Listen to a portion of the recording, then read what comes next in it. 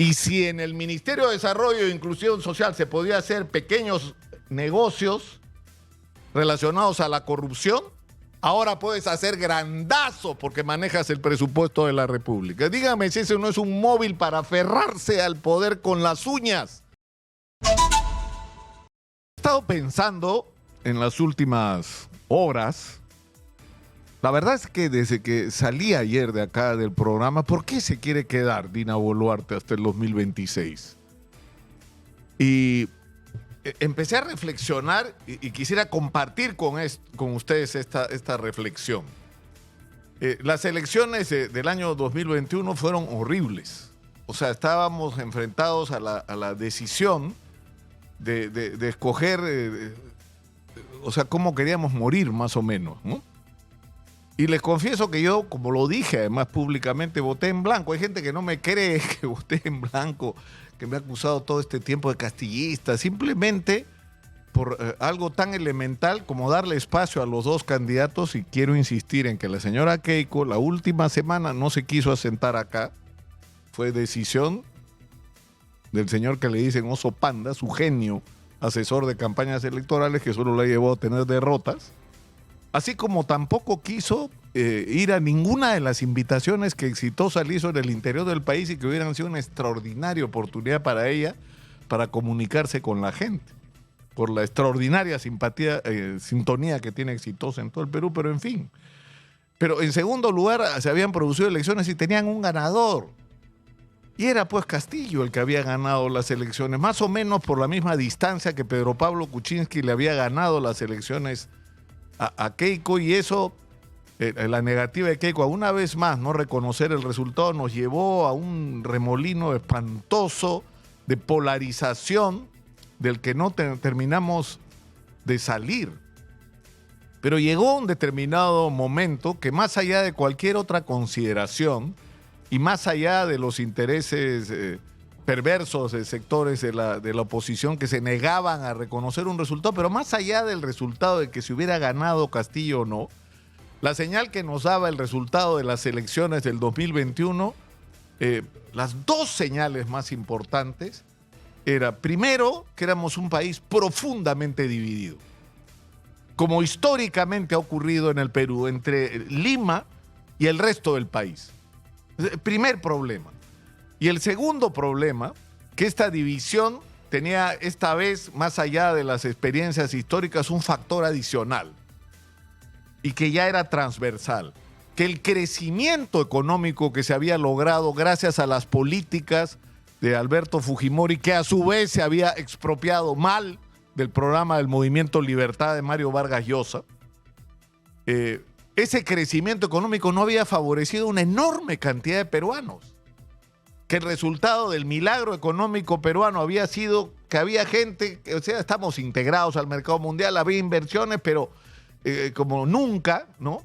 Y habíamos logrado avances en diversos sectores en términos de crecimiento, pero que al final, en términos del disfrute de ese crecimiento, la inmensa mayoría de peruanos no habían participado de ese disfrute, sino de manera muy circunstancial e inestable. El chorreo que le decía Alan García, hay que crecer y ahí chorreará pues para los de abajo. No, pues, así no se arreglan las cosas como no se han arreglado hasta hoy. Entonces era un reto resolver este fraccionamiento del Perú. Y lo responsable por parte de los políticos hubiera sido en ese momento buscar fórmulas de entendimiento para hacer un gobierno de consenso, pero bueno, eso ya pasó. Lo cierto es que luego, en la soledad de Castillo, quedó clara su absoluta incapacidad, pese a su título de magíster de la Universidad César Vallejo.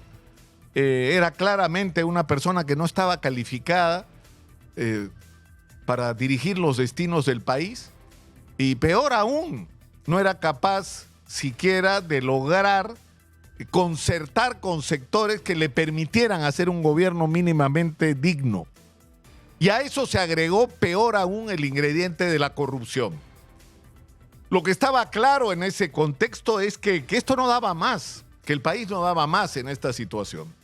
Y lo que tenía que ocurrir era una medida excepcional ante esta situación y cuando el agobio de la delincuencia ya se empezaba a sentir, que las elecciones se adelantaran y que esto forzara a un proceso en el cual, en primer lugar, todos se comprometieran a respetar el resultado y, por lo tanto, las decisiones no de las autoridades electorales, de la gente, las decisiones de los que iban a votar.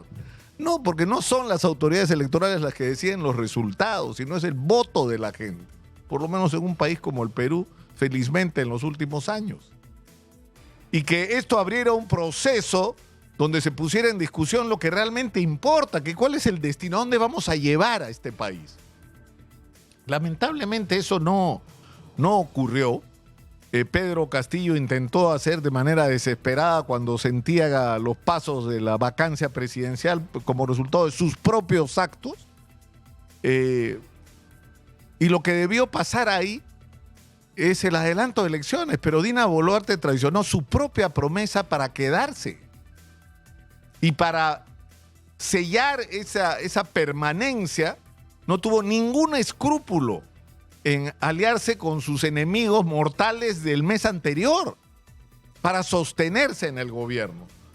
Y que si por eso había que pagar la muerte de 50 personas, que ahora está claro no eran terroristas, no señor, era gente que probablemente había votado por la señora Dina Boluarte y muchas de las cuales ni siquiera estaban participando directamente en las protestas, que tenían un carácter, sí, claramente político. Y que tenía que, por lo tanto, darse a esa situación una salida política. Pero en lo que quiero aterrizar es en esto. ¿Por qué se quiso quedar Dina Boluarte? ¿Por amor a la democracia, a las instituciones? No. El reporte que ha hecho Salud con Lupa de la corrupción en Caliwarma, que ha ocurrido desde que la señora Dina Boluarte era ministra de Desarrollo e Inclusión Social y por lo tanto responsable por lo menos política de lo que estaba pasando ahí. De cómo eso ha sido una ladronera donde además se ha entregado no solo a proveedores el derecho de distribuir y de vender alimentos, sino de vender alimentos a los niños más vulnerables de este país y alimentos de la peor calidad. Y todo a cambio de comisiones ilegales. Y esa verdad se tiene que saber pese a que ya empezaron a ocurrir muertes. Porque a estas alturas yo creo que está claro que, qué casualidad, ¿no? El señor de Figoinca, que había decidido contarlo todo, se suicidó, entre comillas, en un suicidio muy extraño. Nunca había visto a alguien que se acuchilla a sí mismo varias veces hasta suicidarse, hasta morir. Porque ahora resulta que no solamente era Frigoinca, ahora resulta que eran otras empresas, ¿no? Otras empresas como el complejo de Dios Huanca, que ha logrado casi 400 millones de soles en unos pocos años en proveedurías para Caliwarma, o Jaliwarma, como se dice correctamente. Entonces, cuando tú piensas, si en el Ministerio de Desarrollo e Inclusión Social, que era el coto de la señora, ¿no es cierto? Era el espacio que Castillo le había dado como premio, ¿no es cierto? Ahí estaba, ella manejaba todo lo que tenía que ver con el MIDIS. Estamos hablando hoy de niveles de corrupción impresionantes, pero a pequeña escala comparado con lo que pasa en el país. Imagínense ustedes lo que se puede robar en el Ministerio de Transportes, lo que se puede robar en el Ministerio de Vivienda, lo que se puede robar en la construcción de infraestructura en general en el Perú, donde una sola obra es casi todo el presupuesto del Ministerio de Desarrollo e Inclusión Social. Y yo creo que ese es el móvil. Y demándenme si quieren. Demándenme si quieren. En este momento en el Perú, tú quieres ganar una obra, pasa por caja. Así es. Y si en el Ministerio de Desarrollo e Inclusión Social se podía hacer pequeños negocios relacionados a la corrupción, ahora puedes hacer grandazo porque manejas el presupuesto de la República. Dígame si ese no es un móvil para aferrarse al poder con las uñas, todo lo que sea posible. Si pudieran durar hasta después del 2026 lo hacían. Acabo de tener acceso y vamos a revelar la próxima semana porque esto es una investigación que tiene que progresar y en la que estoy seguro otros periodistas de investigación con más cualidades para esta tarea que yo lo van a hacer. Pero he tenido acceso a un audio revelador donde lo que están buscando, para explicarles cómo funciona el mecanismo, es una persona que dice, hermanito, yo tengo la llave, lo que necesitamos es consorciarnos, es decir, se va a hacer una obra por invitación, que es como se hace ahora sin licitación, sin concurso, por invitación, o sea, se invita a varios y se escoge supuestamente al mejor. Pero hay alguien que ya tiene eso garantizado, que ya se sabe que él va a ganar. El problema es que él no está calificado. Y como no está calificado, entonces, ¿qué hace? Constituye un consorcio, pues. Entonces, ¿qué es lo que están buscando? Para justificar el otorgamiento de esa invitación, del desarrollo de esa obra por invitación, lo que hacen es buscar a alguien que se haya contratado con el Estado, que sí tenga experiencia en el sector y comparten. ¿No es cierto? Es más, tú haces la obra, pero tú le tienes que pagar al que tiene la llave y, por supuesto, al funcionario que le ha puesto la llave en la mano. Ese es un sistema de corrupción perverso que está generalizado hoy. Tengo hasta la lista de las obras que están ofreciendo. De la lista que te he pasado, hermanito, la 1 y la 5 están libres, porque las otras ya conseguimos quien haga el negocio. Es una barbaridad. Estamos hablando acá de obras del MTC, ¿eh? O sea, quieren ir a los otros sectores donde están orgullosos. Se ha gastado un montón de plata el año pasado, el 2024, en obra pública. ¿Y cuánto se han robado? Es lo que les pregunto yo. Porque ahí viene además la explicación de por qué tanta obra parada después. Por cómo nacen esas iniciativas de obra.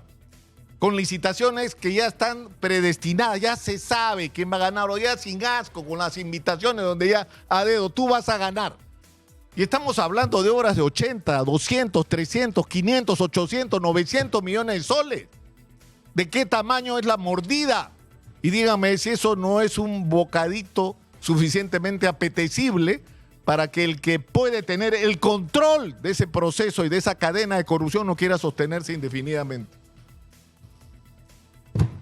Yo creo que a esto nos enfrentamos, ¿eh? Y de esto no estamos hablando lo suficiente. ¿De qué tamaño es la corrupción en el Perú en este momento? ¿Cómo están funcionando los mecanismos de corrupción en cada contrato? El Congreso de la República, si se tuviera un mínimo de respeto, el problema es que el Congreso de la República es parte. Porque hay congresistas que coordinan con los alcaldes que necesitan presupuesto, les consiguen presupuesto, pero ellos, para sus obras, pero ellos ahí se llevan su pedazo y hasta ponen a la constructora en algunos casos. Pero este es un tema. Y yo estoy seguro que en las próximas semanas lo de Jaliwarma.